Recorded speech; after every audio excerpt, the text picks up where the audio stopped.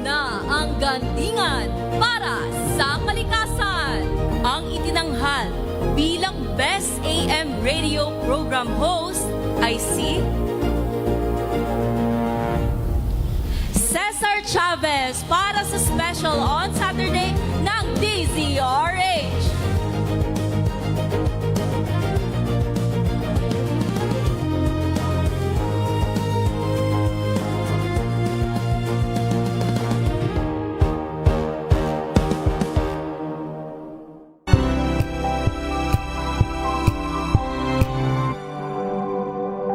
Tinesting, sinuri, siniyasan.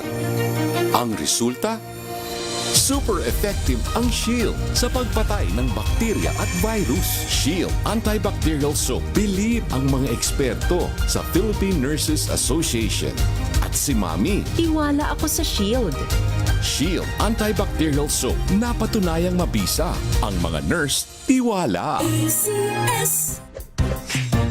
Tanggaling-galing mo Smart dishwashing paste ko Pritong ulam na masebo Plato ng kaldero Tanggaling for everyday Ganyan pag smart ang dishwashing paste. May double tanggaling formula. Tanggal ang sebo, tanggal ang bakterya. Pahit para walang bahid Linis fantastic sa metal at plastic Number one ko to Tanggaling-galing mo Smart dishwashing paste ACS. Sa lahat ng bagay, simula pa lang, siguraduhing max protection na. Kasi pag kulang ang proteksyon, baka madaling masira. Sa ngipin, dapat may max protection din. Max Alaga ng Unique Toothpaste. With Max Protect Formula. Help stop cavities before they start. While keeping breath fresh. Try Unique Maximum Fluoride Protection. Para Max Alaga, Max Protektado. ACS. Wow, ang saya. Isang barangay na labada, puro mancha pa. Goodbye, pahinga. Mommy, isang laba lang yan sa Pride Bar Blue. May powerful stain-away enzymes na malupit sa dumit mansya. At di masakit sa kamay. Isang laba lang yan. Hello, pahinga. Hello, Pride Bar Blue. ACS. Oh, so good. Komeo, so tanghon. So bagay sa bawat celebration. So easy, so dummy. Komeo, so tanghon. Komea Sotanghon. So good. Sotanghon.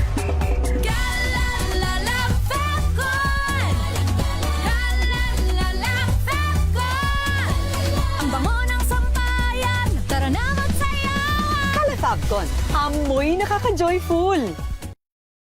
How you spend your morning can often tell you what kind of day you are going to have. Me, I always start my day with a fresh cup of my favorite MX3 coffee. Mahalagang paalala, ang MX3 capsule ay hindi gamot at hindi dapat gamiting panggamot sa anumang uri ng sakit.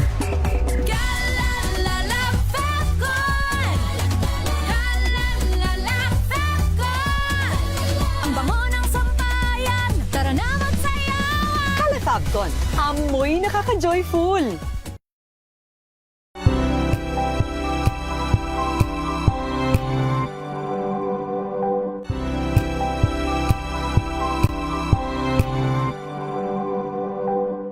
Tumunog na ang gandingan para sa kalikasan. Ang itinanghal bilang Best AM Radio Program Host ay si Cesar Chavez para sa special on Saturday ng DZRH.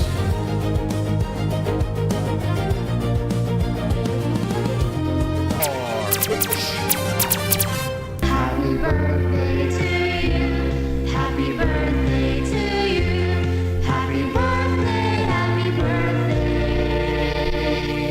Happy birthday to you. Binabatin ng buong UP community ang birthday ni UP Manila Chancellor Doc Mike T. Doc Mike, belated happy birthday kahapon. Maraming salamat.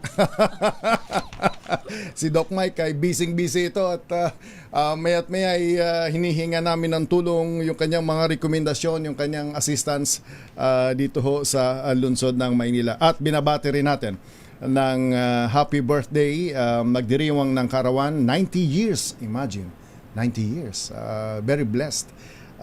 Si Socorro Verdejo Enon, happy birthday dyan ho sa Lagunoy, Camarines Sur. 90 years old, very blessed.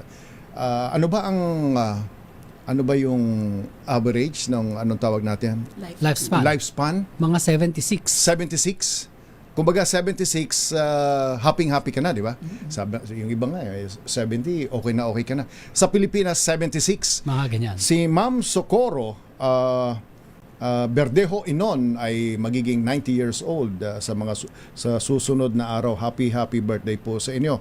At of course si Sandra Pasiona, birthday bukas. Happy birthday sa iyo.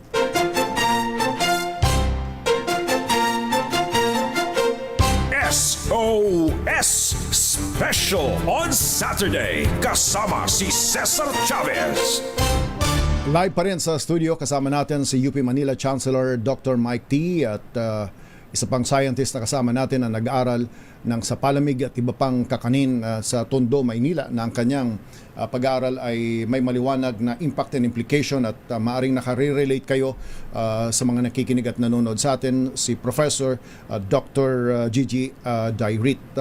Doc, kanina na-explain ni Ma'am, no, paano ginawa ang pag-aaral, yung methodology, yung sampling size, at kung anong ginawa nila, swinab nila.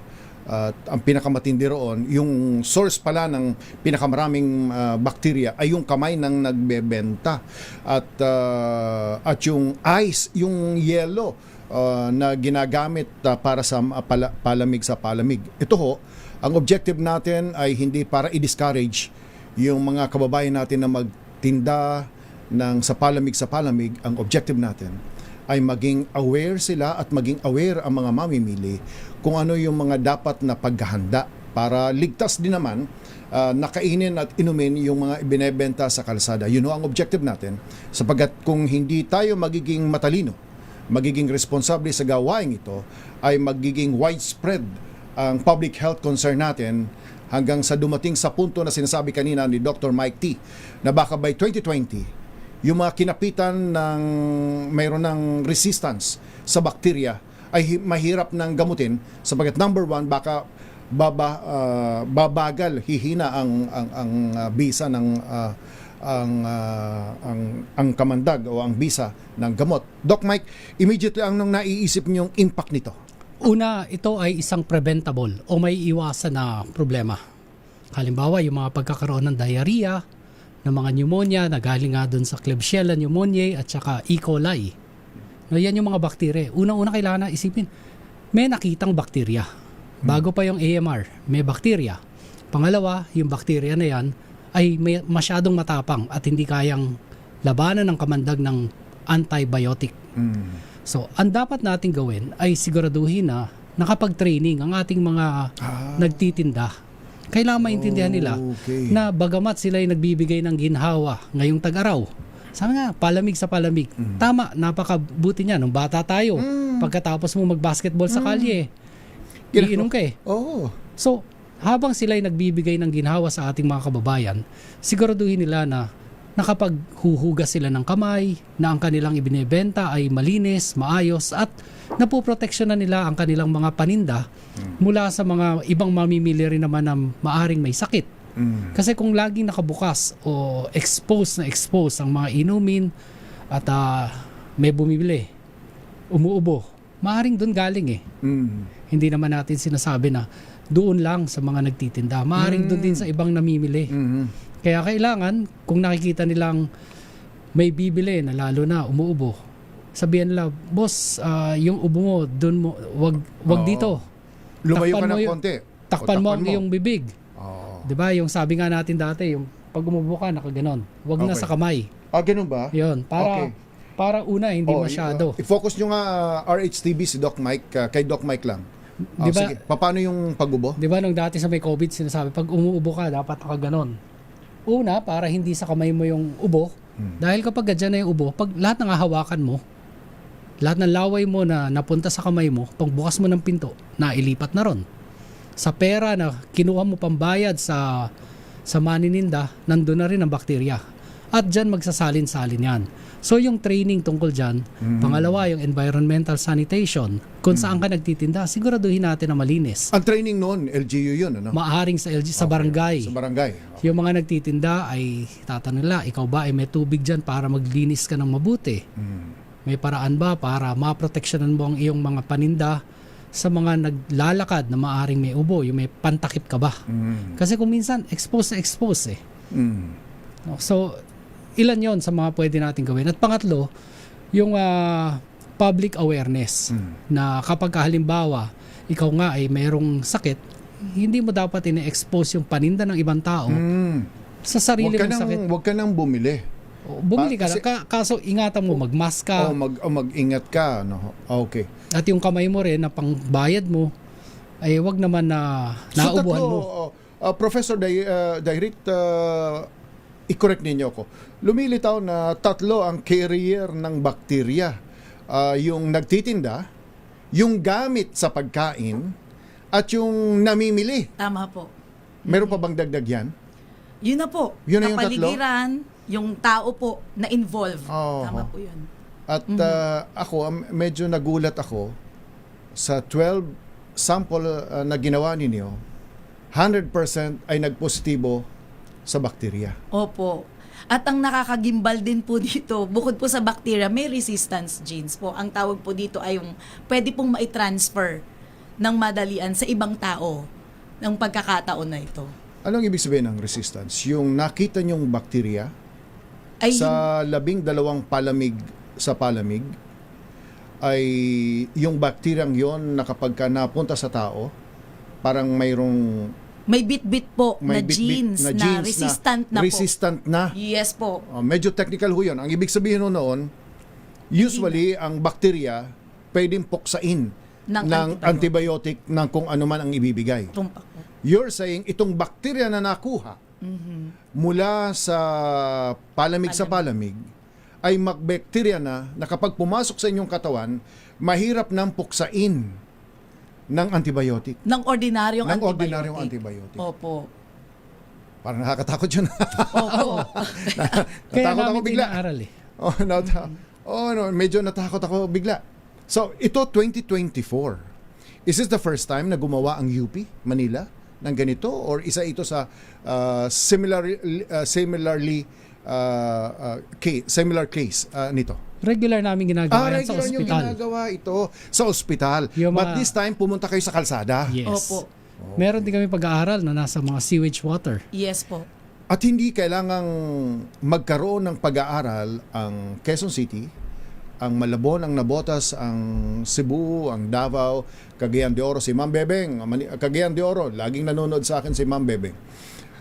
Hindi niya kinakailangang magpag-aaral doon. Itong nakita natin sa Maynila, ay pwede nang simulan, sinishare nyo naman yung data nyo, di ba? Yes po. Is this published already or not yet? Yung KAP result po, yung Knowledge, Attitudes, Practices ng mga vendors po, ay naipublish na po Naipublish na natin. Opo. So pwede itong i-share ng DILG, ng DOH sa community para sa ngayon pa lang, hindi na nila kailangan ng study.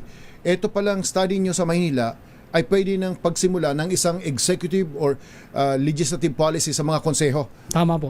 Doc Mike, pwede ba yun? Pwede. Ito ay policy basis na. Policy basis na. Na sila, kung ano yung recommendation nyo kanina, gusto ko yung recommendation. Dapat yung mga nagtitinda dumaan ng orientation. Tama. At sa orientation bang yan ay dapat may certificate sila na dumaan sila ng orientation kung paano ang food handling, processing, and selling. Parang ganon. Yung mga kariton nila, kung halimbawa meron nakapaskil. Ang sasabihin naman natin sa mga yorme ng buong Pilipinas, huwag nyo nang i-charge. Yung certificate na ibibigay ninyo, huwag nyo nang additional permit.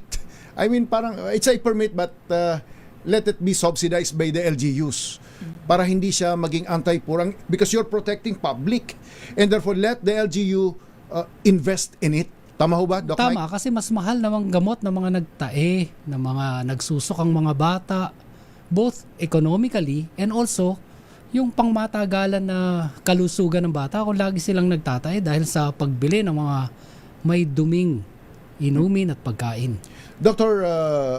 Gigi, yung team ninyo, bakit nag-aaral kayo nito? Dahil mayroon na kayong duda?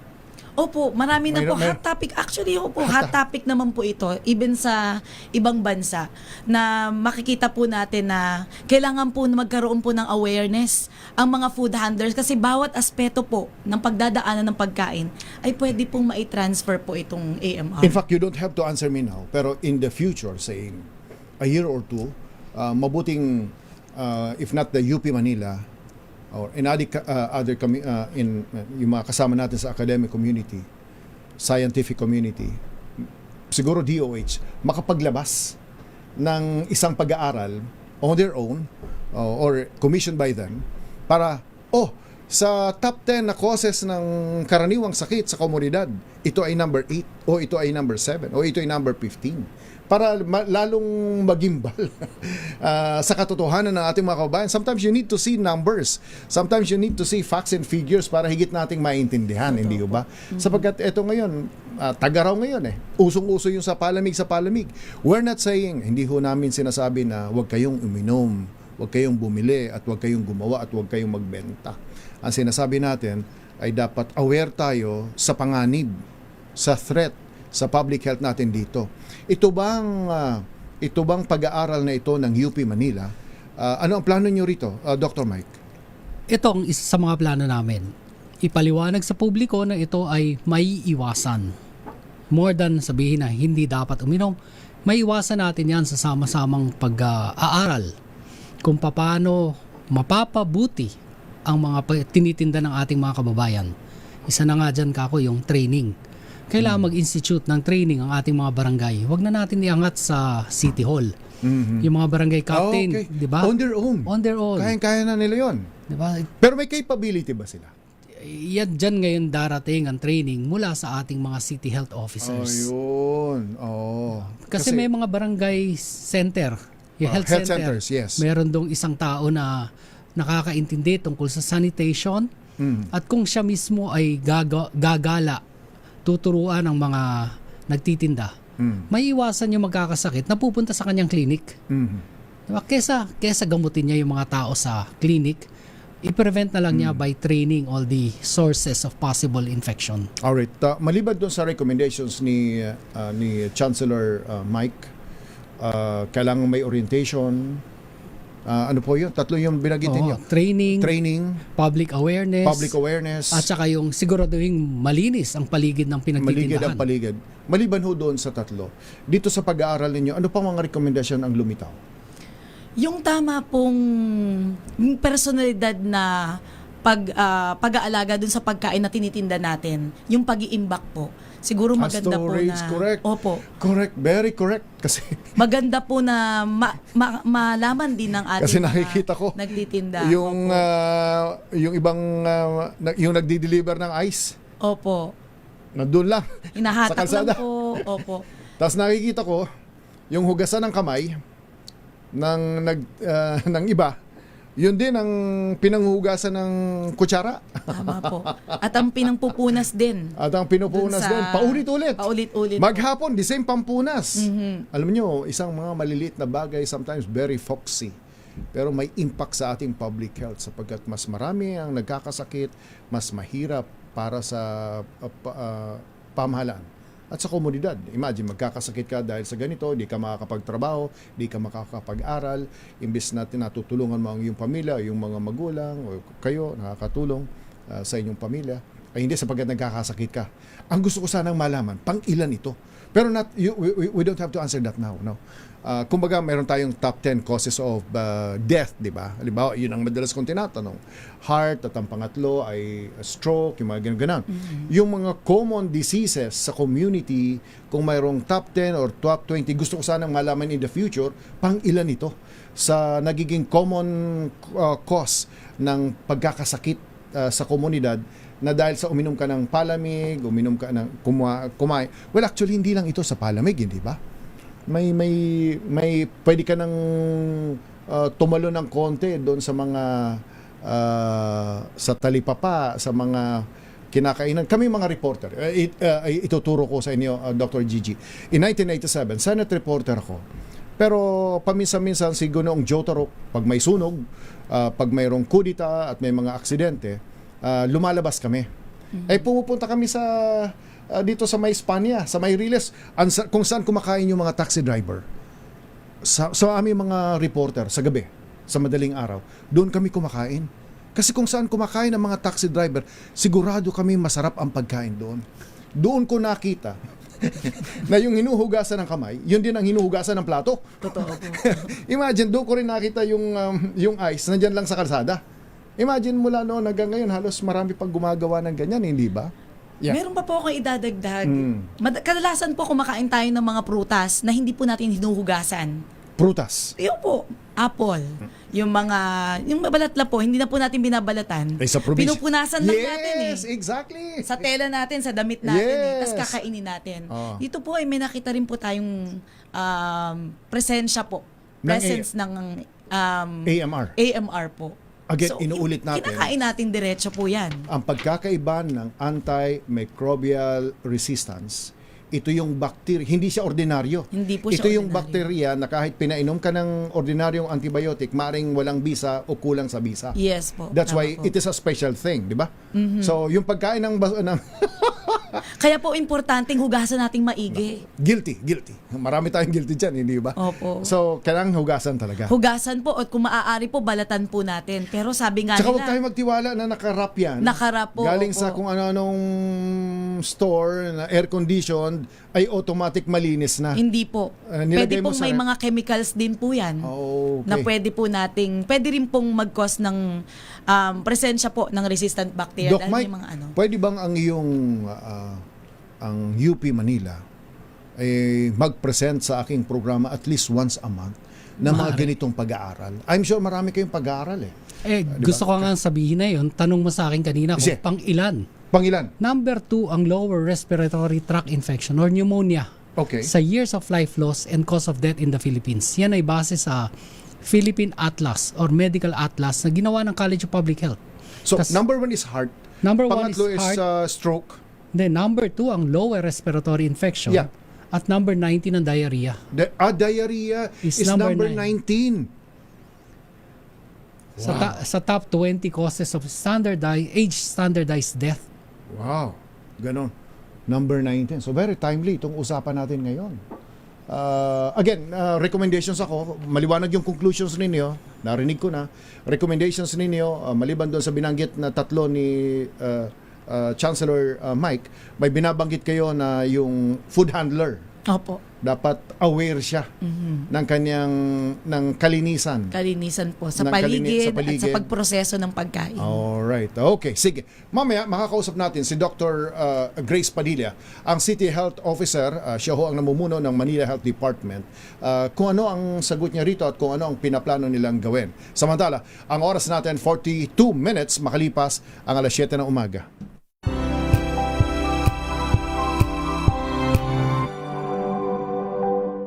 Tumunog na ang gandingan para sa kalikasan. Ang itinanghal bilang Best AM Radio Program Host ay si Cesar Chavez para sa special on Saturday ng DZRH.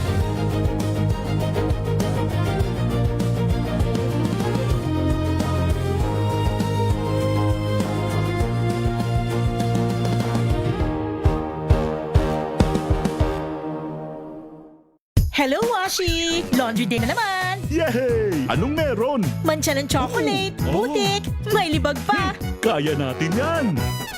With Pride Washing Machine Detergent, may triple stain-away formula. Tanggal ang makapit, madikit, at madupit na dumit mancha. Kaya easy-easy ang labada. Mula noon hanggang ngayon! All you need is pride. All you need is pride. ACS. Oh, so good! Komeo so tanghal! So bagay sa bawat selebrasyon. So easy, so dami! Komeo so tanghal! Papaya sotanghon. So good! Sotanghon!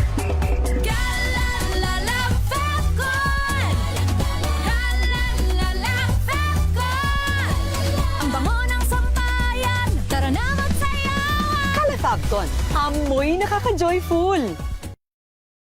May nagbago, may arte, may budget. Akala nyo lang yon. So solid, White Rose Papaya, wow, White Rose.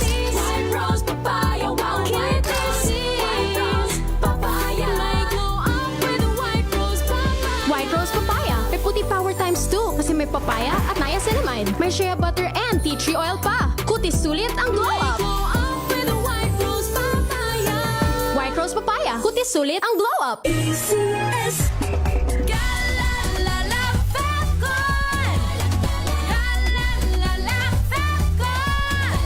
Ang bango ng sampayan, tara na magsayawan. Calafabcon, amoy nakaka-joyful.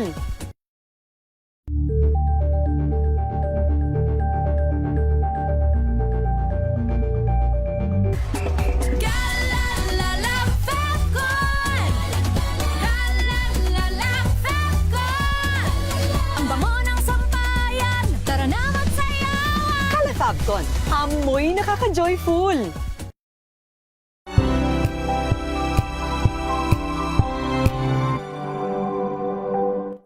Maulan man, no worries na amoy kulog ang damit. Charm Fabcon, bangong kumakabloom, tanggal amoy kulog sa bango ng charm. Kaya gamit ko, Charm Fabcon with Bloom Fresh technology. Kills 99.9% of kulob-causing bacteria. May aroma burst pa of thousands of flowers and berries. Ang sampay sa loob, no amoy kulob. Bangong kumakabloom sa charm. Charm Fabcon. ACS.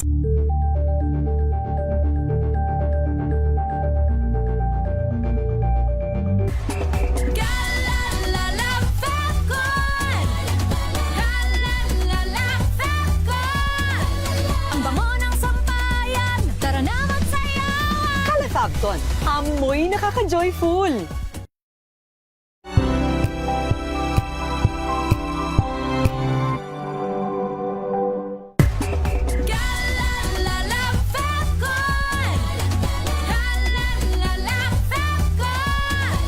Ang bango ng sampayan, tara na magsayawan. Calafabcon, amoy nakaka-joyful.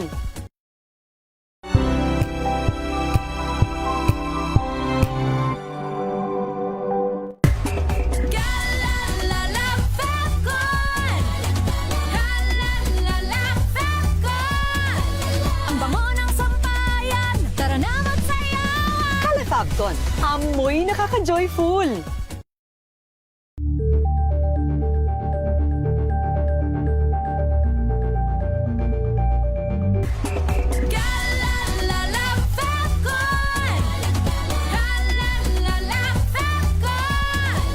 Ang bango ng sampayan, tara na magsayawan. Calafabcon, amoy nakaka-joyful.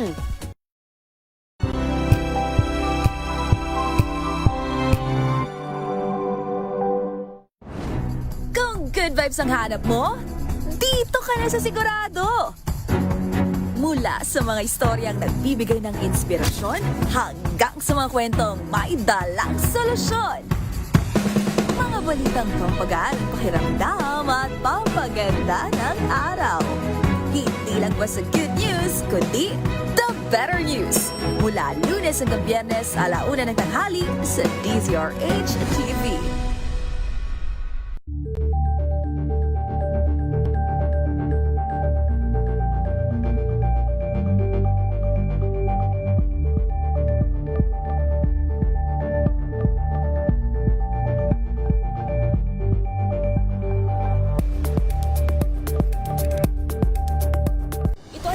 Naitalang 17 individual na ang kanilang naaresto. Ng Metro Manila Development Authority o MMDA ang No Contact Apprehension Policy o NCAP sa Metro Manila. Sa ang ilang mga dokumento ay peke. Hindi rin legal ang employment na ipinangako sa kanila. Sa mata ng batas, mananagot ang sangkot at may sala. Dahil sa bawat paglabag, may karampatang parusa. Alawin ang mga pananagutan sa likod ng mga bawal. dito sa Hoy! Bawal yan! Tuwing Sabado, alas 11:30 ng umaga. Dito lang sa DZRH TV.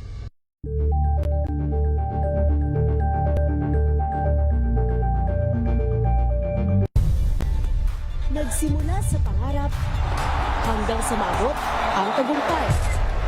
Iba't ibang kwento, iba't ibang mukha ng atletang Pilipino. Mas pinatindi, mas pinalakas, at mas pinaaksyon.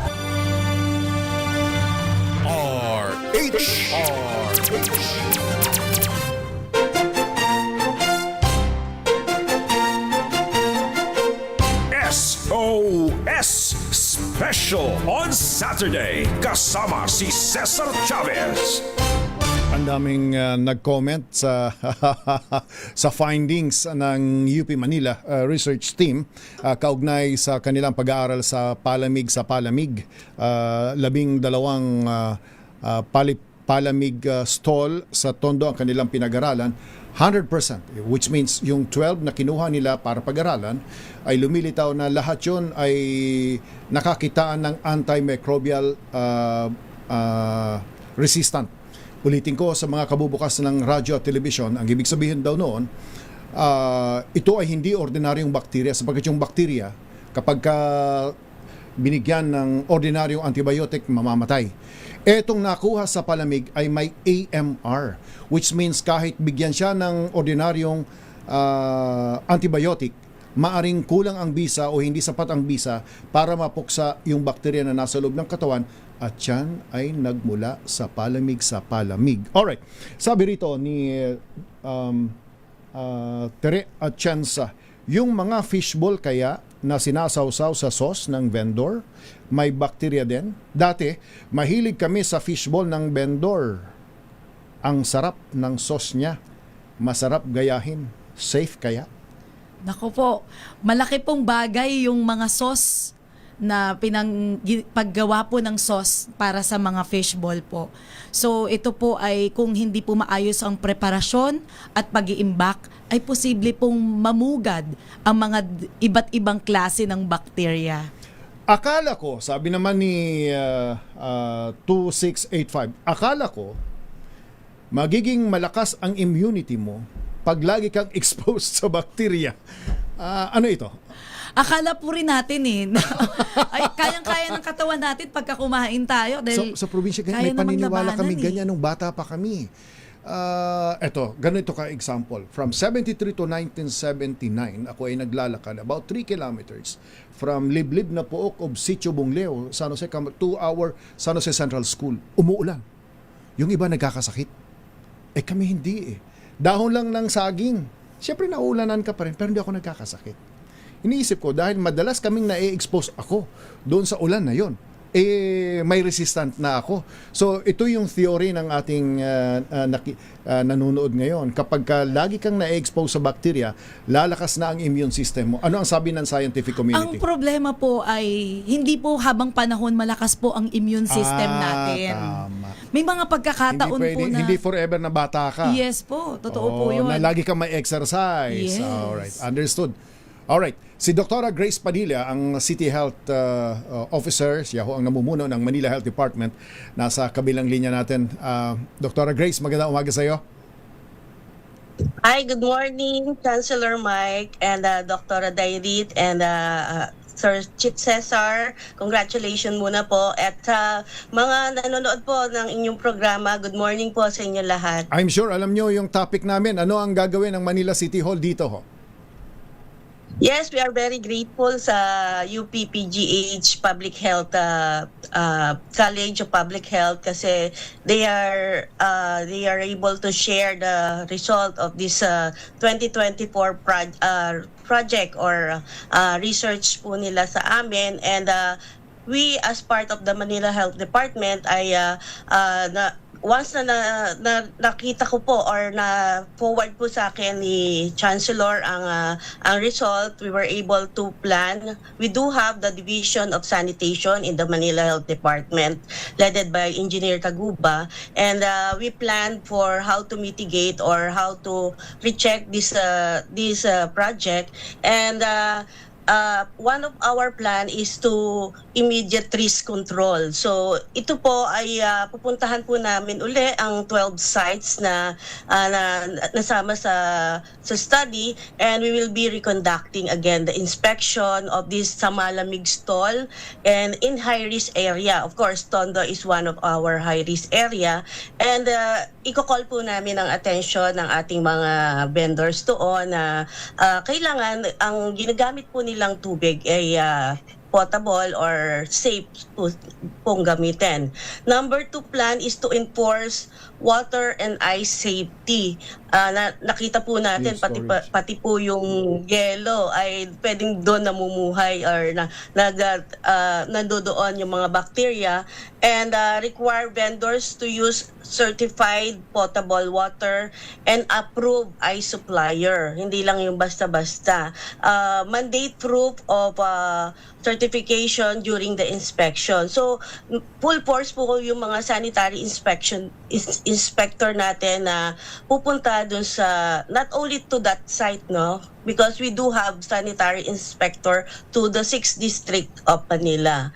And another plan, vendor sanitation training. Yung sinabi nga ni Chancellor kanina na dapat ma-inculcate natin sa mga vendors yung proper hygiene, and of course may certification kaming ibibigay sa kanila para ma-uplift naman or ma-motivate sila na gawin yung mga tamang hygiene procedure.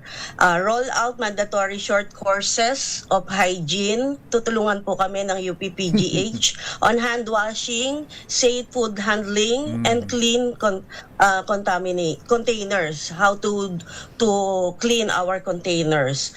And then issuance of the health sanitation certificates and renewal yearly. Next plan is to make a stronger licensing system. Make business partners, or sila po kasi talaga ang meron po kaming binibigay na sanitary permit, and on top of that, nagsasubmit po sila sa amin ng water potability or certificate. Yon po ay tinetest sa ating public health lab. So, ang Manila po kasi, ang Manila, tayo po yung unang-unang may water analysis laboratory. Nandun po siya sa public health, sa May Kirikada. And kasi mga vendors po ito, no? So, for vendors, siguro ipapa-approve ko lang kay Mayor na i-free na natin yung mga vendors para makakuha sila para matest nila or matest namin. Kasi wala na rin silang oras pumunta dun sa public health lab. Kami na lang po magsasampling sa kanila, and free of charge. Routine microbiological monitoring, ito yung sinabi ni Dr. Dairit. We need to partner with the universities, or we have our own public health lab to regularly test the beverages, water, and surfaces. And focus not just on the bacteria presence, but also dun sa antimicrobial resistance na nangyayari. So, sila na po, yung bacteria na po ang nagiging resistant. No? So, immunity, yung sinasabi immunity, wala po tayo nun. Kasi parang hindi naman lagi tayo ay immune sa mga diseases. We are so vulnerable, especially in this area. Next is public awareness campaign. So, ginagawa naman po ito ng ating health education promotion unit. We educate consumers of the risk of contaminated and how to identify safer vendors. Hindi lang po yun, kailangan ma-encourage din sila na mag-report ng mga katabi nila na nagkakaroon ng unsanitary practices. For example, naghuhugas lang sa baba ng kamay, ganyan, not using a clean water. Next is the infrastructure support. Provide access to a clean water station. Baka maglagay po tayo ng clean water station and proper waste disposal para dun sa health nila. We also plan to have standard kits for these small vendors. Okay. And lastly, data-driven enforcement. May yung contamination hotspots, kailangan pong ma-report sa amin agad so that we can do some action and prioritize inspection. So, ayan po ang aking mga plano at yung Division of Sanitation because this is a very alarming and high-risk na public health concern ng Manila. Thank you po. Okay, very comprehensive. Para ako nakikinig ng thesis. Alright, maraming salamat Dr. Grace. Comment doon sa reaction, recommendations and plan of actions ng MHD. Chancellor Mike. Oo, talaga namang napakaganda ng mga binanggit ni Dr. Padilla. At yan ay bunga ng talagang pagtutulungan ng UP Manila at ng city government. So ang aming mga findings, agad namin na ipararating sa mga kinaukulan at isa sa pinakamagandang partner talaga namin ang City of Manila. Imagine kung lahat ng colleges and universities sa buong bansa ay closely coordinating, collaborating with LGU, Bicol University halimbawa, ang aking alma mater, Bicol University. Imagine kung ang Bicol University, ginagawa nila yan. Ginagawa nila yan sa Albay, sa Camarines Sur, sa Camarines Norte, Catanduanes, Camarines Norte, and Masbate. Talagang dedicated yung kanilang research team doon. Capacity building, institutional building, malaking bagay. Alright, bago tayo magwakas, si Chancellor Mike ay miyembro din ng PhilHealth. I'll take advantage of this. What's new? Ano bago sa PhilHealth, Doc Mike? Oo, yung PhilHealth ngayon ay may iniakyat na benepisyo.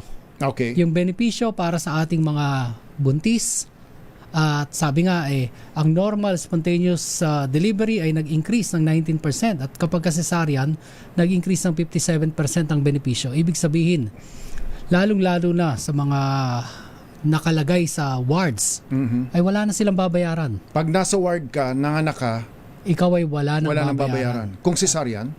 Kung cesarean, kahit cesarean. Kahit cesarean, basta ward. Okay. Dahil ang bagong rate ngayon ay 58,000 na. At kapag ikaw naman ay nasa semi-private, ang maximum na pwedeng i-copay ay 23,000. Napakaganda nito kasi kadalasan, kaya mataas ang ating maternal mortality rate sa Pilipinas ay dahil natatakot ang mga magulang, ang mga buntis na magpunta sa ospital dahil baka wala silang pambayad. Alright. Ngayon, basta sila ay nasa ward, wala na silang babayaran. Dagdag pa ron. Ang mga prenatal ay meron ding mga benepisyo. At hindi na nila kailangan mamili ng iisang clinic lang dahil kahit anong clinic ay pwede silang magpunta. Dahil nga lalo na yung mga nagtatrabahong magulang, 'di ba? Hindi naman sila pwedeng mahirap magpunta sa isang clinic at ngayon ay pwede na sila kahit sa ang clinic na accredited ng PhilHealth. Alright, okay. Doc Mike, maraming salamat sa susunod na pagkakataon. Pag-usapan natin One Health concept and how to operationalize it. Pero meron na tayong nakuhang public commitment mula kay UP Manila Chancellor Doc Mike T. na at least once a month sa Special on Saturday, one scientific paper will be discussed here. At kung ano ginawa natin ngayon, ni-request natin ang presence ni Dr. Padilla para may reactor din tayo. Translating your paper into operational context, hindi ba? Alright, Professor Dairit, I know research is a continuing one. Hindi siya natatapos dito because maybe 3 years or 5 years from now, we will be asking you or your team or your students, ano na ang resulta? Pagkatapos ng research ninyo, ito ang ginawa ng city at ng national government in collaborations with UP, nag-improve na ba? Yung mga gano'n, di ba? Tama po yan. Nag-improve na ba? Alright, so yan ang ating messages sa mga local government units, especially public health chiefs ng mga LGUs nationwide. Dr. Dairit, your parting message ho? Opo, maraming salamat po ka Cesar sa pagkakataon nito at napaunlakan niyo po kami na maipamahagi po ang resulta at magkaroon po tayo ng aksyon. Salamat po kay Dr. Padilla at nagkaroon po ng pagkakataon na mapag-usapan po natin ito at magawan po ng paraan para matulungan po natin ang ating mga vendors at ang mga consumers para sa kaligtasan ng lahat pagdating sa pagkain. So, salamat din po Chancellor T sa pagkakataon na maipakilala po tayo dito at mabigyan po ng pagkakataon na makapag-share po ng ating resulta ng ating pananaliksik. Alright, thank you. Dr. Mike? Kung kanina binati mo ko, ikaw naman ang babatiin ko ngayon sa iyong 20th Gawad Gandingan Award mula sa UP Community Broadcasters Society. Alright, pasalamat din ako kay hindi ako personal nakapagpasalamat. Nakita ko roon si Dr. Jose Camacho Jr., ang UP Chancellor ng UP Los Baños. Alright. Thank you, sir. Thank you, Dr. Mike. How do we call Dr. Joe? Chancellor Joe? Jose? Ano bang nickname niya? Dong Camacho. Chancellor Dong. Maraming salamat ho. At sa UP Community Broadcaster Society, UP Los Baños. Maraming salamat, ma'am. Salamat din po. At sir, maraming salamat. Maraming salamat. So, meron tayong commitment, scientific community on air dito ho sa DZRH at least once a month. Mamaya, sa ating pagbabalik, pag-uusapan natin.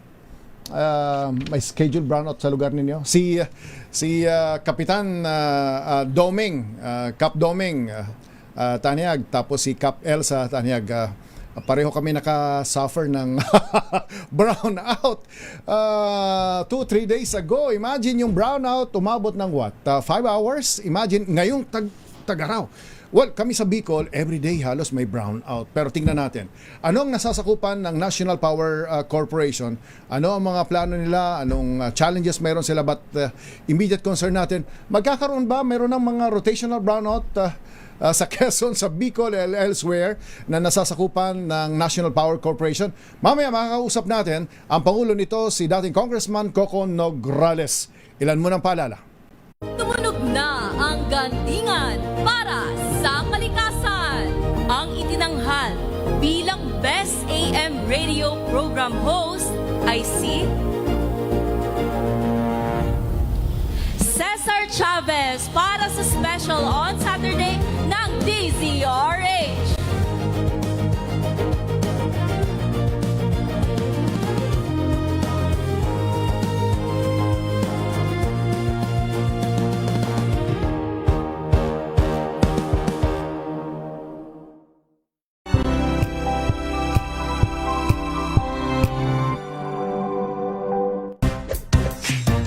Ang galing-galing mo, Smart dishwashing paste ko, pritong ulam na masebo, plato o kaldero, tanggaling for everyday. Ganyan, pag smart ang dishwashing paste, may double tanggaling formula. Tanggal ang sebo, tanggal ang bakterya. Pahit para walang bahid, linis fantastic sa metal at plastic, number one ko to. Tanggaling-galing mo, Smart dishwashing paste, ACS. Sa lahat ng bagay, simula pa lang, siguraduhing max protection na. Kasi pag kulang ang proteksyon, baka madaling masira. Sa ngipin, dapat may Max Alaga ng unique toothpaste. With Max Protect formula, help stop cavities before they start, while keeping breath fresh. Try unique Maximo Fluoride Protection. Para Max Alaga, Max Protektado. ACS. Wow, ang saya. Isang barangay na labada, puro mancha pa. Goodbye, pahinga. Mommy, isang laba lang yan sa Pride Bar Blue. May powerful stain-away enzymes na malupit sa dumit mancha. At di masakit sa kamay. Isang laba lang yan. Hello, pahinga. Hello, Pride Bar Blue. ACS. Galalala Falcon! Galalala Falcon! Ang bango ng sampayan. Tara na magsayawan. Calefabcon, amoy nakaka-joyful. Araw-araw, iba't ibang mga bagay na dapat pagtagumpayan. Ang subok kong partner ay MX3 Capsule. Research-based na tested and proven. Helps avoid pain discomfort. Iwas-iwas sa sakit. Kailangan lang na long-term ang pag-inom 2 capsules araw-araw. Kasabay ng proper diet and exercise. I am able to make it with the right partner. MX3, dito ako bilib. Mahalagang paalala, ang MX3 capsule ay hindi gamot at hindi dapat gamitin panggamot sa anumang uri ng sakit.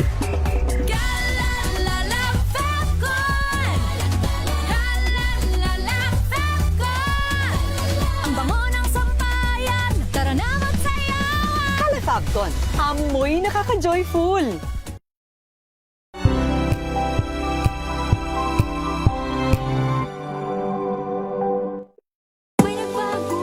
May arte?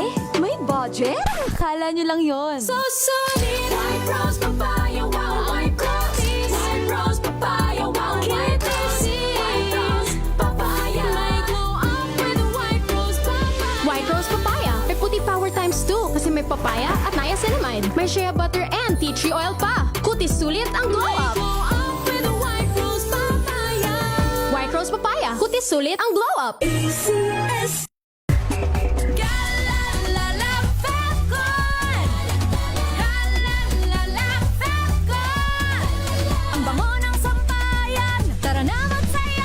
Calefacton, amoy nakaka-joyful.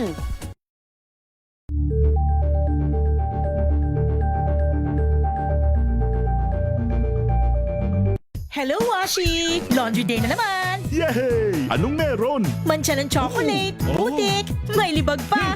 Kaya natin yan! With Pride Washing Machine Detergent, may triple stain-away formula. Tanggal ang makapit, madikit, at madupit na dumit mancha. Kaya easy-easy ang labada. Mula noon hanggang ngayon! All you need is pride. All you need is pride. ACS.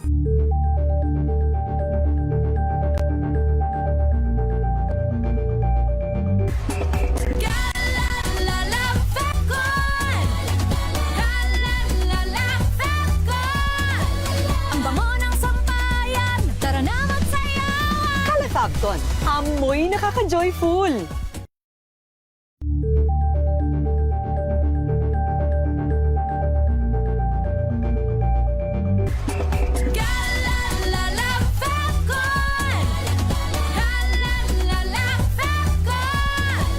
Ang bango ng sampayan, tara na magsayawan! Calefacton, amoy nakaka-joyful.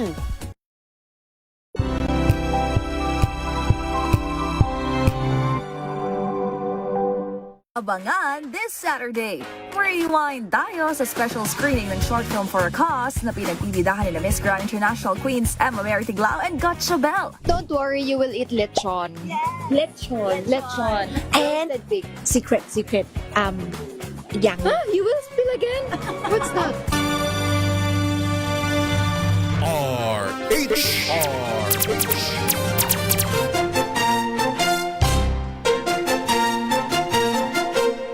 SOS Special on Saturday kasama si Cesar Chavez. Alright, sapagkat Tagaraw, alam nyo naman pag Tagaraw, uso yung palamig. Kung minsan, sa panahon ng Tagaraw o summer, ay usong-uso din ang brownout. In the past, say, 4 or 5 decades, yun ho ang experience natin. Ano? Maraming nagba-brownout, Luzon, Visayas at Mindanao, lalo-lalo na sa mga liblib na puok. Pero kapag ka summer, marami ring mas tumitindi, mas dumarami. Well, environmental ang isa sa mga sagot ho dyan. Alright, nasa kabilang linya natin ang National Power Corporation President and CEO, dating Congressman Coco Nograles. Mr. President, magandang umaga sa inyo. Magandang umaga ka Cesar, magandang umaga po sa ating mga subaybay dito sa DZRH Special on Saturday. Mr. President, siguro bago sa ilang tanong ko, pakisariwa ho ninyo, let's refresh the memory, pakisariwa ho ninyo ang alaala ng ating mga kabayan. Ano na ba sa kasalukuyan ang mandato ng National Power Corporation? Ang mandato ng National Power Corporation ay pag-alaga po ng ating Agus and Pulangi complexes sa Mindanao, unang-una. Pangalawa, yung pag-maintain ng ating mga watershed. So binabantayan po natin yung Angat water levels din. Pangatlo, tinitingnan po natin yung island electrification or yung tinatawag po natin na missionary areas. So yung missionary areas na hindi pa connected sa main grid, yan po yung responsibility ng National Power Corporation. Sa coverage, kung i-visualize ng mga nakikinig sa radyo at mga nanonood sa ngayon, sa telebisyon at sa social media pages natin, gaano kalawak ang coverage po ninyo? Say, are you present? Present ho ba kayo Luzon, Visayas at Mindanao? Present po kami Luzon, Visayas and Mindanao. So sa amin po yung Batanes hanggang dun sa Tawi-Tawi. In fact, just last week, kaka-install lang po natin ng mga solar home systems sa pinakadulo po ng Pilipinas, sa Sitangkay, sa Tawi-Tawi. Meron po mga pamilya na first time po sila makatikim ng kuryente using solar home system. So, yun po yung mga missionary electrification areas po natin.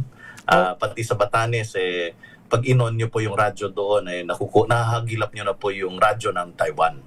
Oh, yeah. Okay. Alright, pag-usapan natin kung ano yung top 1 priority ninyo. Ano ho ang top 1 priority ninyo?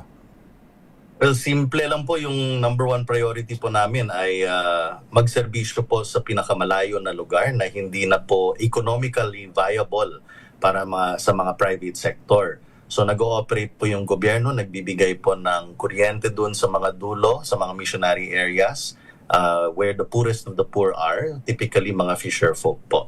And we have to keep the lights on. Dapat po naka-on doon at iniiwasan po natin yung operational na mga brownout. Kanina po, nabanggit nyo yung brownout dun sa inyo, sa Bicol. Saan po ba?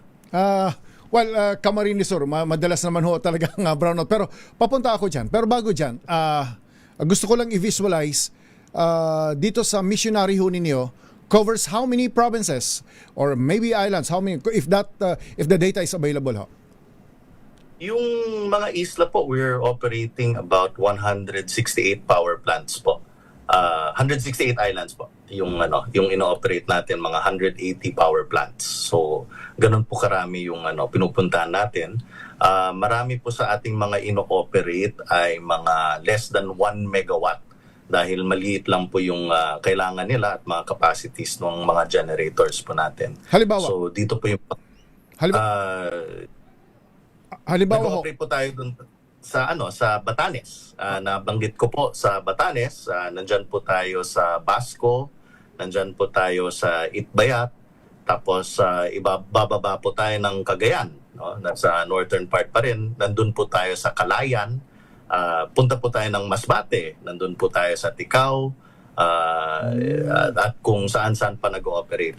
Marami pong mga areas din na nag-ooperate mga private sector. So tulad dun sa Catanduanes, may mga private sector po na nag-ooperate doon. And sa private sector na nag-ooperate doon, kung sila po ay magkakaproblema, doon din po papasok yung responsibilidad ng NAPOCOR na sinusupervise po natin sila. Tinitingnan natin na dapat non-stop po yung operation nila. Okay. Pagkatapos ng preliminary questions, I'll go to some specific na ho. Mr. President, halimbawa, ngayong summer, yung mga areas ho na kayo ho ang inkargado, kayo ho ang in charge, mayroon ho bang dapat asahan ng mga series ng brownouts? Well, unang-una, Cesar, magandang tanong yan. Yan po ang number 1 na tanong ng mga tao dahil mainit ngayon. Typically, pag merong brownout, regardless kung summer yan or rainy season, most of the time, dahil po yan dun sa linya, hindi dahil sa generation. So there are 2 parts kasi pagdating sa kuryente. Merong generation side and merong transmission side. Minsan yung mga linya dahil wala nga yan redundancy, nahuhulugan ng sanga ng puno, napuputol at pag naputol po, ayun, wala na siyang kuryente down the line. Tulad ng sa akin, nandun po ako sa Pangasinan noong Holy Week, tapos nasa dulo po kami ng linya, 12 hours po yung brownout namin dahil nga nahulugan ng sanga. Wala namang problema yung kuryente pero yung linya yung may problema. Kaya po 90% of the time nagkaka-brownout ng ganyan. Pagdating po ng mga summer months, merong isang technical item na nangyayari, which is umiinit po ang pag-operate ng mga makina. At pag umiinit po yung generator, mas kakaunti by 4-5%, maximum na yun, bababa yung kanyang generating capacity dahil sa inefficiencies due to the temperature. So pagbaba po ng mga inefficiencies na yan, maaari na hindi kaya ng generator yung mga typical na load ng mga bahay, ng mga commercial, mga areas na sineservice niya, especially doon sa isla. Kaya yung ginagawa po natin sa NAPOCOR ay nagde-demand side management po kami.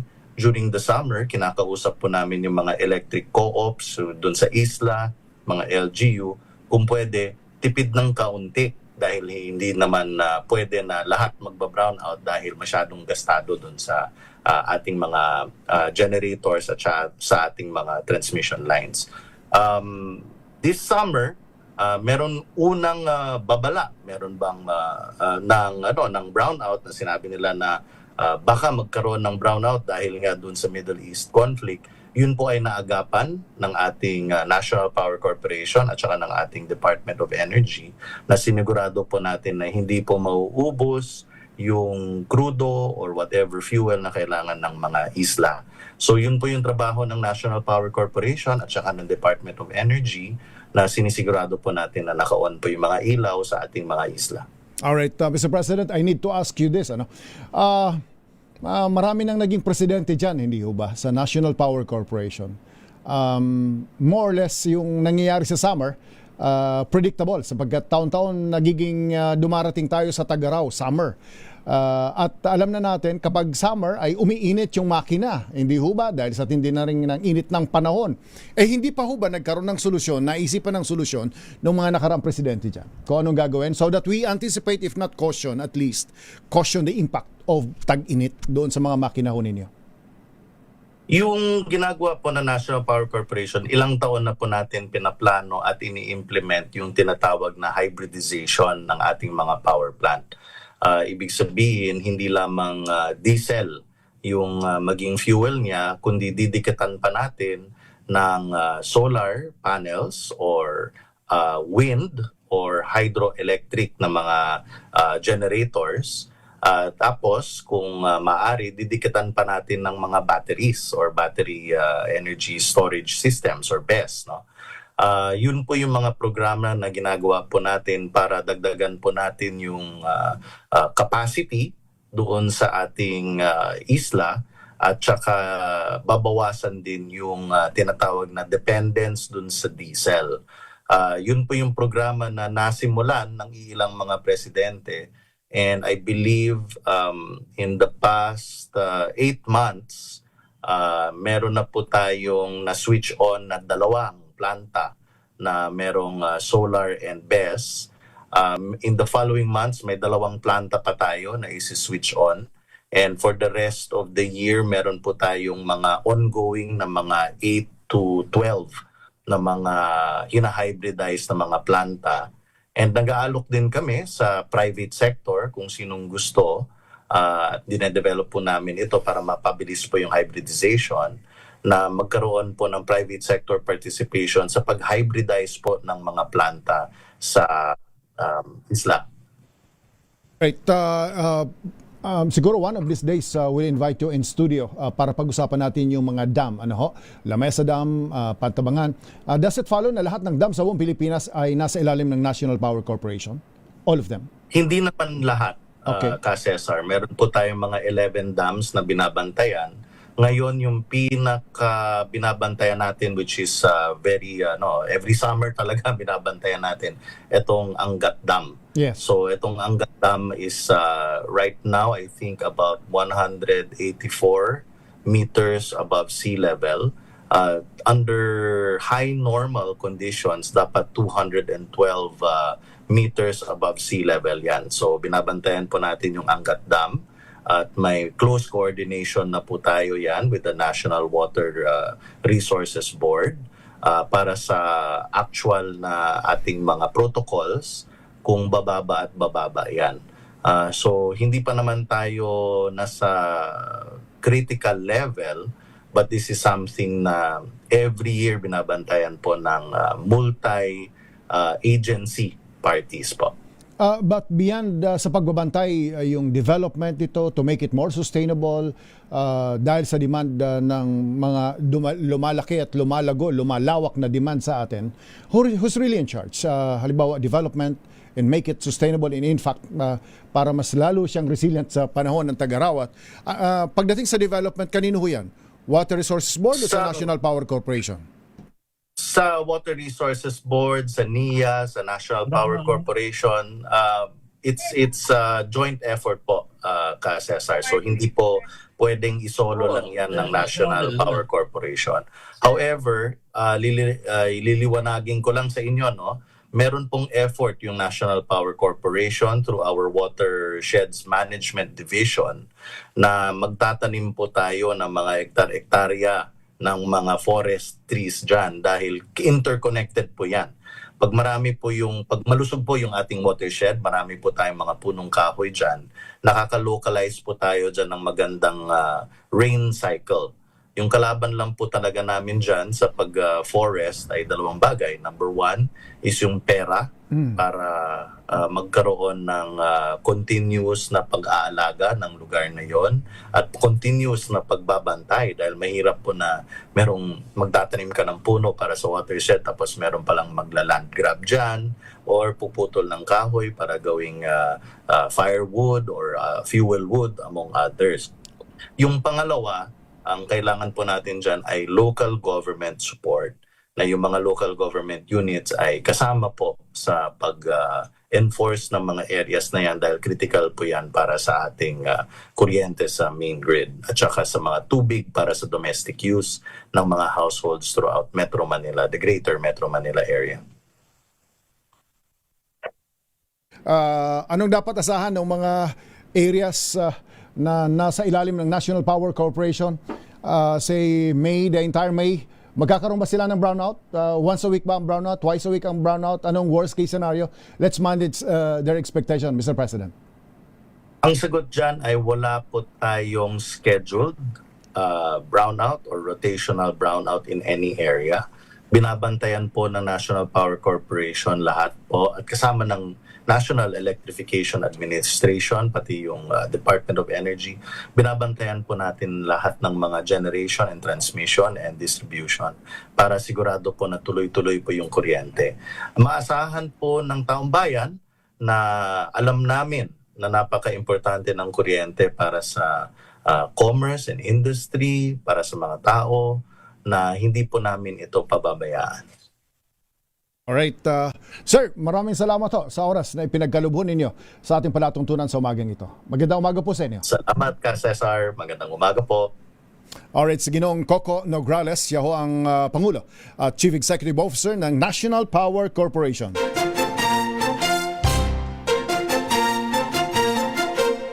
SOS Special on Saturday kasama si Cesar Chavez. Yung ambulansya ho pala, yung ambulansya pala ay hindi basta-bastang ambulansya. Sapagkat baka instead na makatulong sa'yo, baka ma-disappoint ka sapagkat yung ambulansyang yon ay hindi standard at hindi licensed ng Department of Health. Mamaya, pag-uusapan natin ang tungkol sa ambulansya at pag-usapan natin anong kasiguruhan ng bawat pamilya.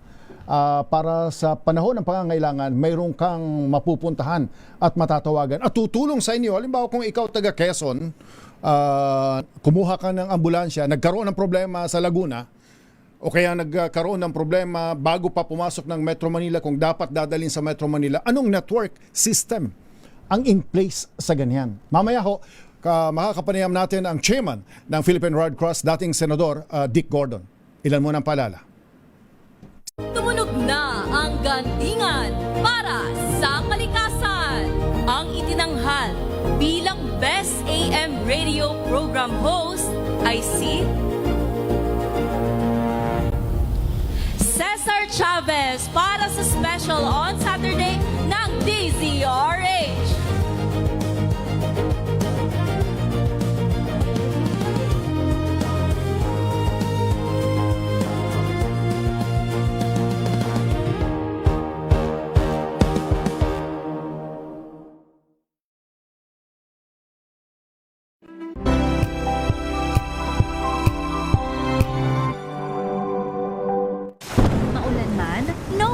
na amoy kulob ang damit. Charm Fabcon, bangong kumakabloom, tanggal amoy kulob sa bango ng charm. Kaya gamit ko, Charm Fabcon with Bloom Fresh Technology. Kills 99.9% of kulob-causing bacteria. May aroma burst pa of thousands of flowers and berries. Ang sampay sa loob, no amoy kulob. Bangong kumakabloom sa charm. Charm Fabcon. ACS.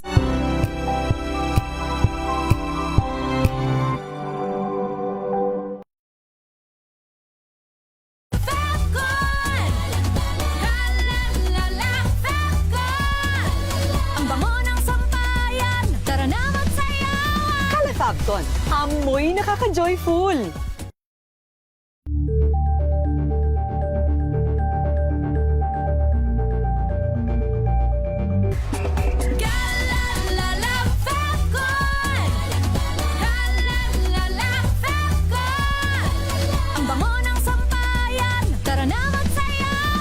Fabcon, amoy nakaka-joyful. Tumunog na ang gantingan para sa kalikasan. Ang itinanghal bilang Best AM Radio Program Host ay si Cesar Chavez para sa special on Saturday ng DZRH.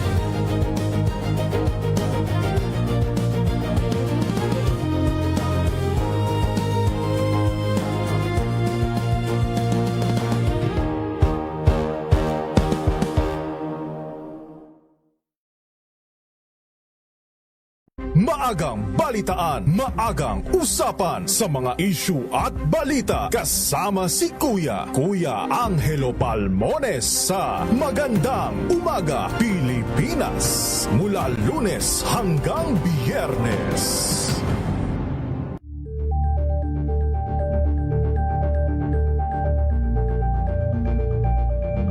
We've got you covered. From the hottest hits, X.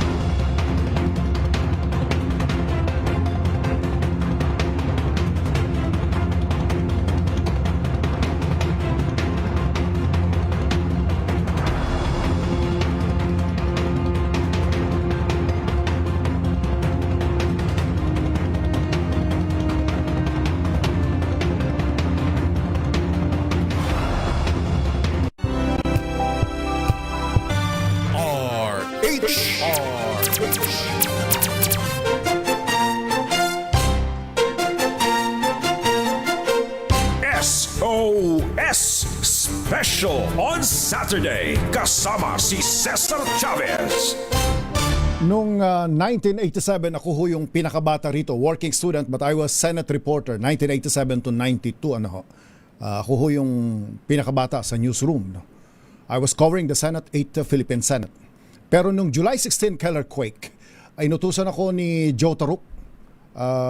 Ang Senado noon ay nasa Old Congress Building sa National Museum na ngayon. Umalis ako ng hapon, almost late in the afternoon. Punta ka ng Baguio pero dumaan ka ng Nueva Ecija. Sapagkat tinamaan din ho yung Kabanatuan noong July 16 killer quake. At ang una kong nakita, Dick Gordon, mayor ng Olongapo, nangunguna doon sa rescue and search operation. Wala pang 24 oras yata yon, nandoon na kaagad siya sa Kabanatuan, Nueva Ecija. But that's the Dick Gordon, sa pagkakalam ng marami at natin, kung saan may sakuna, may disaster, nakikita nyo ang Philippine Red Cross na kanyang pinamumunuan. Nasa linya natin ngayon ang chairman ng Philippine Red Cross, dating senador Dick Gordon. Mr. Senator, Mr. Chairman, magandang umaga sa inyo. Good morning, Cesar. Thank you very much going back to time. Sabi ko yun marami na tayong pinagdaanan pero hindi pa rin sapat ang kakayahan ng ating bansa para makaharap sa mga malalaking disasters at saka lalo na sa mga lumalaking populasyon natin, maraming hamon katulad ng traffic, katulad ng mga aksidente, at katulad ng health, marami tayong kailangan ng ospital, marami tayong kailangan ng ambulansya na matutulungan ng ating bayan. Kaya marami pa tayong gagawin. Alright. Pag-usapan natin, sapagkat napakarami, lumalawak yung concern pagdating sa disaster management and preparation, pero may mga bagay na pwedeng gawin. Nakita ko yung safeguard, siguro DSRH TV, Facebook, YouTube, ilabas natin yung safeguard. Bakit sa tingin niyo, Mr. Senator, bawat pamilya dapat may safeguard na mula sa Philippine Red Cross? But una-una, pag sumali ka sa safeguard, hindi transaction yan. Magiging miyembro ka ng pinakamalaking humanitarian organization in the whole world. In the whole world, ha? So may card ka na nagpapatunay na ikaw ay member ng Red Cross. At kung gagamitin mo yan, pwede ka magpa-training ng sobilis, pwede ka makakuha ng dugo. Pero yung safeguard naman ay meron rin kaming kinabit dyan. Unang-una, maraming tao, hindi na maka-access sa ambulansya, mahal ang ambulansya. Ang daming aksidente araw-araw sa ating bayan. There are 11,000 vehicular accidents annually, no? Fatality ang namamatay. There are 26,599 motorcycle accidents annually or 78 daily. Kung ma-aksidente, ang experience namin, kinukuha namin, katulad ng 1925 or 2025, 33,000 ang pinuntahan namin mga aksidente. Karamihan ayaw na padala sa ambulansya dahil wala rin silang pera, ayaw padala sa ospital dahil wala silang pera. Kaya may narapat ko na pag ikaw member niyan, magbabayad ka lang ng 1,200 pesos para ikaw may contribution sa Red Cross.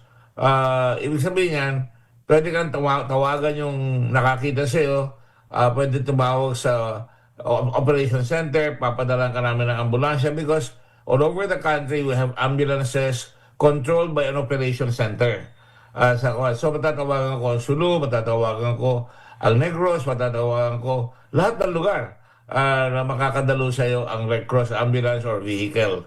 Kaya malaking bagay yun. Pangalawa, pag ikaw tinambot ng ambulansya, dadalhin ka sa ospital, tiyak, makakailangan mo ng dugo, makakakuha ka agad ng dugo. At sapagkat pag tumawag yan ang SOP namin, tatawagan namin ang welfare, dapat doon sa chapter na yun, pag tinawagan namin, pupunta yung welfare, ang volunteer natin, tatalin, kailangan ba nyo ng dugo, kailangan ba tawagin ng pamilya mo. Yun ang isang maganda dyan. Pangatlo, pag na-hospital ka, meron kang 200 pesos a day. Hindi kami yan. May insurance na sumama sa amin na magbabayad ng 200 pesos a day for the next 2 months. 2 buwan yun. At pagkatapos kung madidisgrasya at huwag naman mangyari, may mamatay, babayaran ng 300,000 pesos ang inamatay. So, ibig sabihin, marami kang makukuha na tulong pag ikaw ay may card. At syempre, pagka meron kang card, may papakita mo na miyembro ka ng Red Cross, na ikaw ay matinong tao, at ikaw may training. So, napaka-malaking bagay sa mga pamilya. Ako, ibinibigay ko kagabi, nandito ako at birthday cake kagabi, marami akong kaibigan pumunta dito. Sabi ko, ikuha nyo yung mga housemate niyo, yung inyong driver, para kung ma-aksidente sila, meron silang panlaban. Okay, at least isang pamilya, isang safeguard. Pero ang ideal nito, kung nagtatrabaho ka, meron ka namang extra dyan, it's an investment for your health para sa pamilya. Oh, definitely. Halimbawa, yung magulang ninyo, retired na. Hindi natin alam mga ngailangan ng ambulansya at least madalas sa uhulog, di ba? Nadadapa, nahuhulog. Once a year lang naman ho ito, hindi ba, Senator? Once a year ang bayad, no? Pero bayad. Per tao, hindi pamilya yan, no? Pero syempre, pagka membro ka na dyan, hihilain na rin naman yung pamilya mo. Pero ibang bayad, no? 5,000 ang singil namin usually. At kung talaga emergency, hindi na nga namin sinisingil last time. Hindi nagbayad sa amin, umabot sa kumulo ng 33,000 in the previous year, hindi nagbabayad. Ilan lang ang nagbabayad, no? So, sabi ko, kinukuha rin lamang natin. Maganda na rin sumuporta sila para madadagdagan ko yung 180 ambulances throughout the entire archipelago. At bawat ambulansya may gamit na pang dugtong ng buhay. Para sa ganun, hindi yung talagang para ka lang kinakargang parang karne, dinadala doon, bahala ka na kung mamatay ka doon sa ambulansya. Hindi pwede sa amin yun. Kailangan talaga magagamot ka sa ambulansya pa lang. Nakaradyo kami sa medical director kung kailangan para mabibigyan ka ng lunas, meron tayong tinatawag na ventilator para makahinga ka ng maluwag, at kung nalagutan ka ng hininga, pwede kang ilagyan ng defibrillator, kinukuryente yung chest mo para mabuhay ka, at maraming pang gamit na ambulansya na ginagamit ng Red Cross. Kompleto yan sa mga ambulansya natin. Mr. Chairman, bakit ang isang pamilya ay dapat mas komportable sa ambulansya ng Philippine Red Cross? Well, magaling din naman yung iba. Hindi lang naman namin kami pinapagaling. Pero kami, we try our best. Hindi kami nagkukumpara. But we try our best to be able to make sure na maliligtas natin yung pasyente. Kung ikaw pamilya, anak mo, nag-jeep, minsan nahuhulog sa jeep, nabangga. Kung walang ambulansya yon, walang membership yon, at hindi makikita sa katawan niya na member siya, walang tatawag sa ambulansya, di ba? Ito, pagka meron yan, isang pinaplano ko, dapat may dog tag yan, na kung ma-aksidente ka, dapat meron kang dog tag na ilalagay doon. Tumawag kayo sa Red Cross 143 para mapuntahan ako ng ambulansya, madala ako sa ambulansya at matulungan ako kagad. Alright, okay. So, tama ba na ang hindi lahat ng ambulansya ay license ng Department of Health? Tama bang impormasyon ganyan, Mr. Senator? Hindi kami pwede mag-operate ng ambulansya na walang lisensya. Okay. At kailangan may dalawang EMT, Emergency Management Technician, at may driver pa yun. At ang maganda nito, it's a whole network. Kung kulang ang ambulansya, magpapadala kami, magdadagdag kami. Diba, may mass casualty event, di ba? Maraming nasunog. Diba, isang araw may sunog, kailangan magdala ng tao. Pag may sunog, makikita mo yung ambulansya ng Red Cross. Dahil tatakbo natin yung mga nasusunugan. Importante, kung meron sila niyan, makakaluwag sa kanila sa gastos kahit na paano makakatulong sa kanila. In other words, kapag lisensyado ng DOH, may laman ang ambulansya ng Philippine Red Cross kung anong required para sa first aid at kung ano pang tulong. Tama ho ba yan? Tama ka doon, Cesar. Dapat mahigpit tayo dapat dyan. Dapat lahat ng ambulansya, meron kang trained responder, may nurse ka, at dapat may gamit ka, gadali mo yung tao, wala ka namang oxygen. Bawat ambulansya ng Red Cross, may 2 oxygen bottles yun. Alright?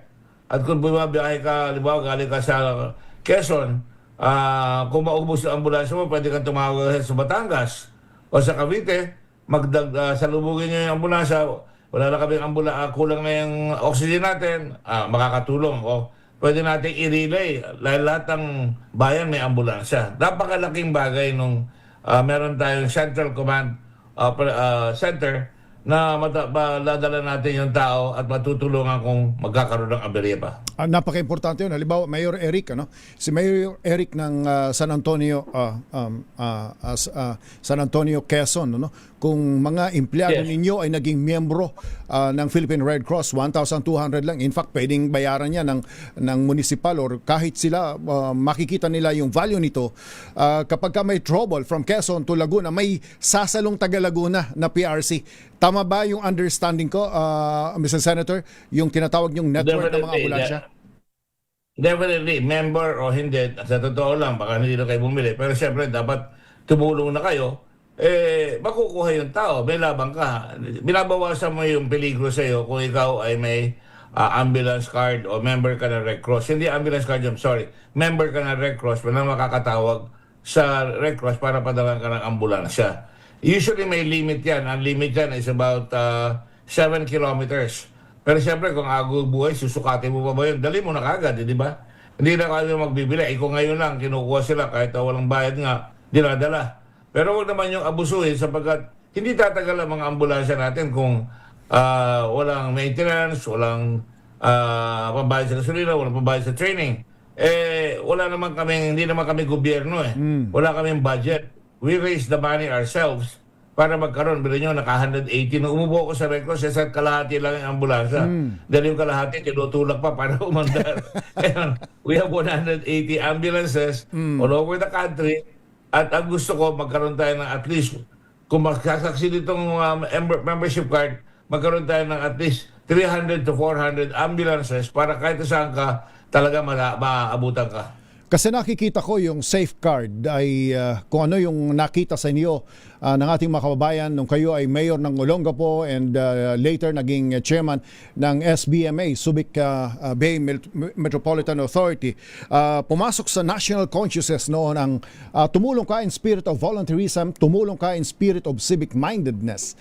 Mula noon ba ay lumakas na? Sapagkat ang tingin ko doon sa safeguard ay participate by one in spirit of volunteerism because maaring makatulong yan sa'yo pero nakakatulong ka din. Pero ang tanong ko, mula noon ho ba na naging alkalde? Well, wag na natin pag-usapan yung pagiging miyembro mo ng Constitutional Convention, Mr. Senator. Pero mula noon ba na naging mayor kayo na you excite popular support pagdating sa tumulong ka in spirit of volunteerism, lumawak na ba yan ngayon? Substantially, are you happy na na-ingrain na yan, na ikanal na sa utak ng maraming Pilipino?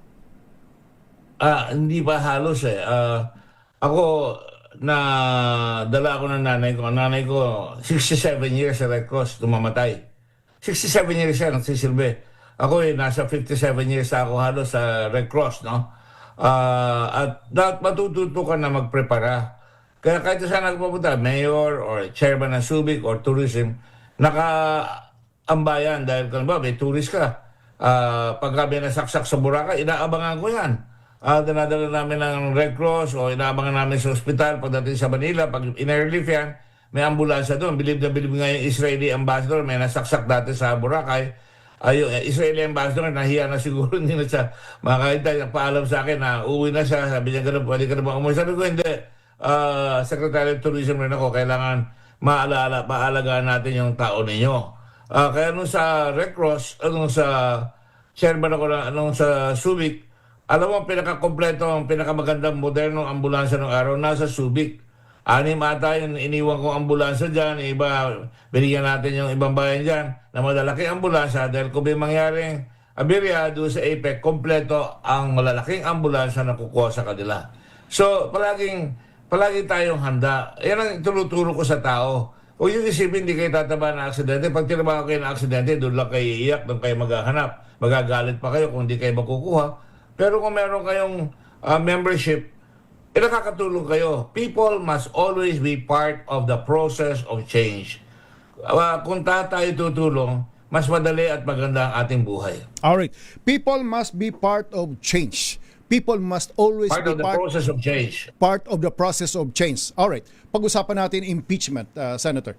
In the next 2 weeks, may mga bali-balita kung ano ang posibleng mangyari sa House at baka madala sa Senate. Well, maraming mga haka-hakang ganyan. In the meantime, how the Senate should behave sa mga balitang ito right now? Well, kailangan ang Senado, impartial yan. Kahit na ikaw kakampi mo yung lilitisin o kalaban mo, hindi ka pwede decided lang isip mo dyan. Makinig ka sa ebidensya. Dahil nakataya dyan, hindi lang yung karangalan ng Senado, yung ating perception sa buong mundo na meron tayong sense of justice. Na kaya natin enforce ang batas natin kahit na sino, wala tayong sinisino, kahit pinakamataas ka. Kaya impeachment is a special case na mabilis. Sa mga special officers like the President, the Vice President, even the Justices of the Supreme Court, pag dumaan yan sa impeachment, yan hudyat yan kung kaya nating i-enforce ang batas. Ngayon maraming nawawala ng pag-asa. Tingnan mo, may mga hindi mahuling mga tao. Magalit sa akin, sila Atongang, sila Bato, hinahanap, hindi pumapasok sa Senado, hindi nakukuha. Para kayong ating armed forces, para kayong ating mga pulis.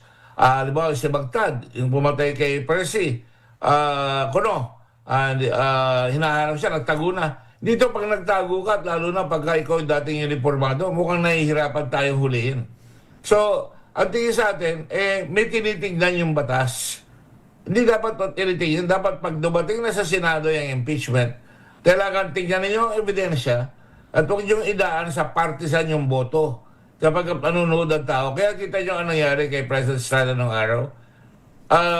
Nagkaroon ng EDSA 2 dahil hindi happy yung tao na hindi nabuksan yung envelope, nagkaroon ng EDSA 2. Lalo na ngayon, 85% want to see may impeachment proceeding kay Vice President Sara, dapat talagang tuluyan ng tao yan at tingnan.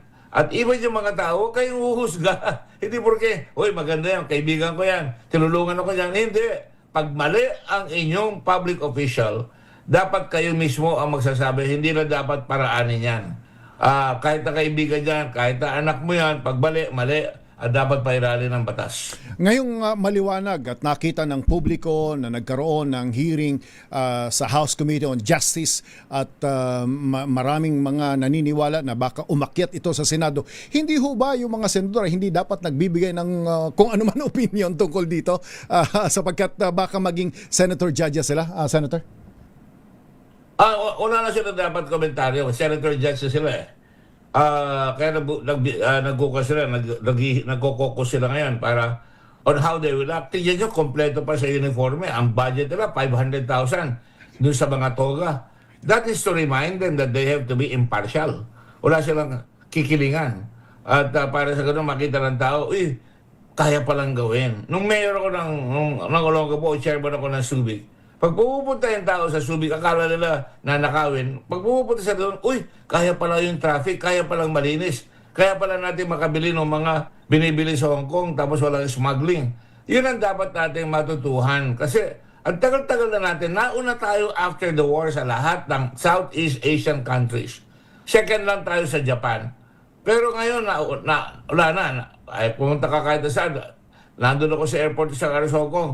Yung mga tao sabi, galing sa China. Nung araw, mas mahirap pa ang China sa atin. Nung araw, ang Taiwan, mas mahirap sa atin.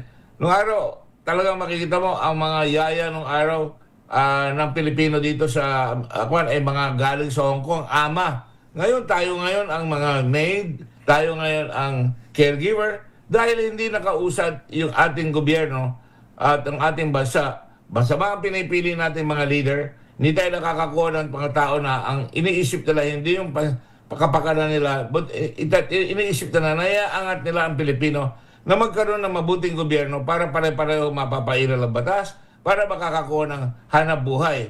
Nung umupo ako sa Subic, walang nasa isip ko yan, kundi kailangan hindi masira ang dangal ng Pilipino. Pag ninako ito, sabi ko sa mga tao ko, wala na tayong dangal. At ang iniisip ko palagi, kailangan makakuha tayo ng trabaho, sapagkat ayoko yung maganda yung 4-piece, pero ayokong taga-asa lang tayo, palaasa at magiging palasisi tayo. Pero kung tutulong tayo, lahat nagtulungan doon sa Subic, nakita na dumami ang negosyo doon. Ang dali natin nakabawi. At nakapagtayo tayo ng airport, nakuha natin yung FedEx, nakuha na, meron nga kayong langis ngayon, dahil yung naiwan natin mga langis ng Amerikano doon na tag farm, naalagaan yon, dapat nga dagdagan yon.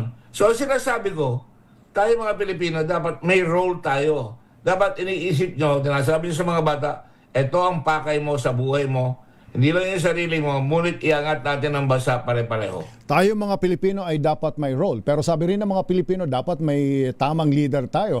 Sabi ni Hedrick Smith, a leader must be both loved and feared. Bakit ito paulit-ulit ito mga ganito? Yung mga leader ho ba natin not loved and feared or wrongly loved and feared? Senator, kaya parang hindi tayo natututo sa history.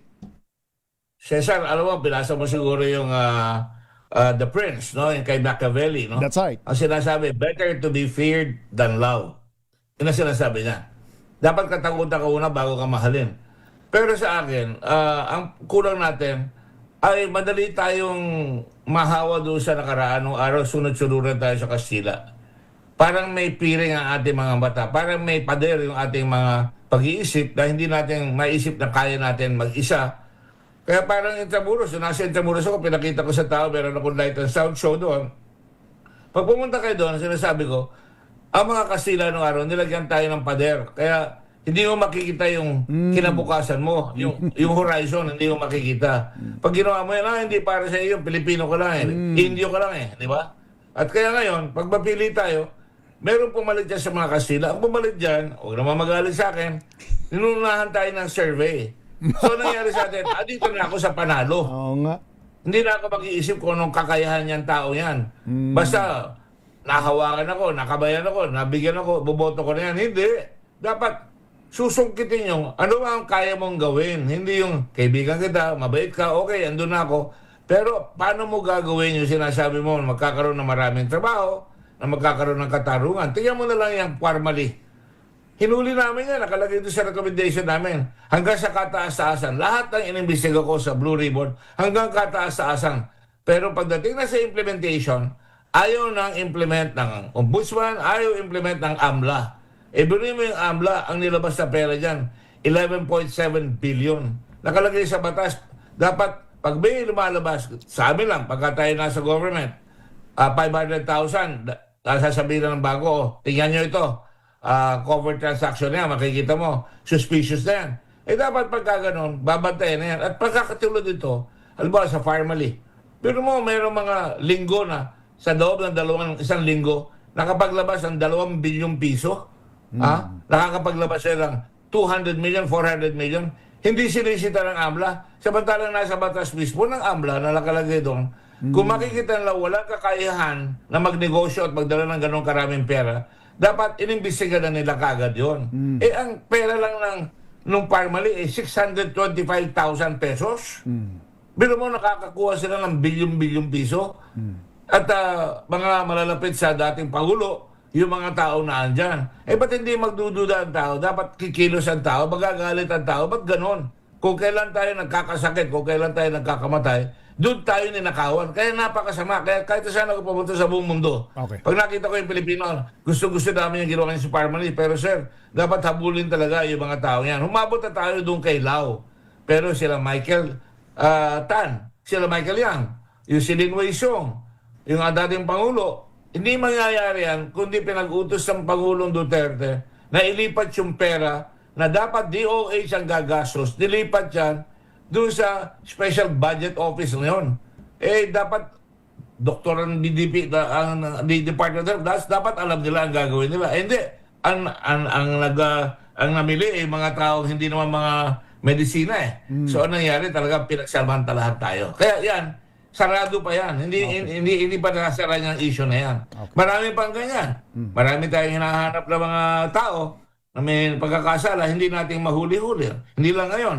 Ang daming pinapatay, hindi mahuli-huli.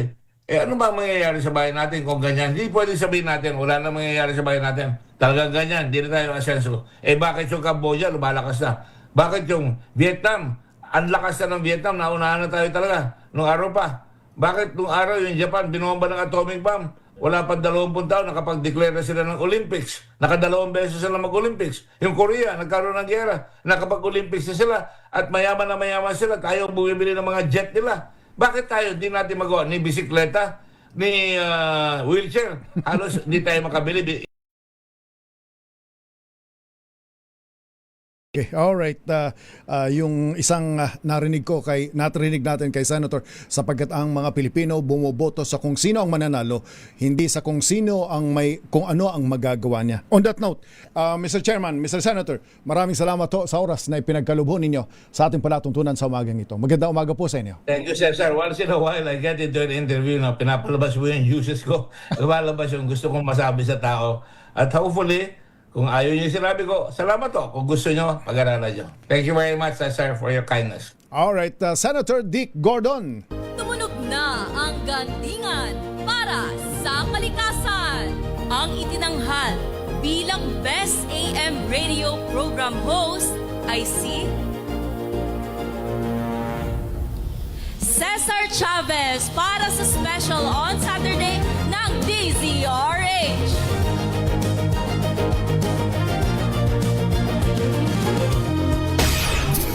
DZRH number 1 na naman sa Metro Manila. Tumunog na ang gandingan para sa kalikasan. Ang itinanghal bilang Best AM Radio Program Host ay si Cesar Chavez para sa special on Saturday ng DZRH.